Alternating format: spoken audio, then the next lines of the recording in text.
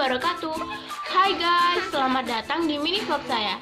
Hari ini saya ingin berbagi tentang hobi saya yang paling favorit. Kira-kira apa sih hobi saya? Hobi saya adalah merawat tanaman.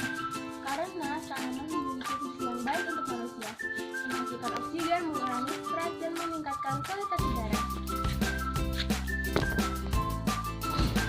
Ini adalah tanaman yang kutanam dari kecil sampai tumbuh besar. Menyirami tanaman dilakukan 1 hari 2 kali.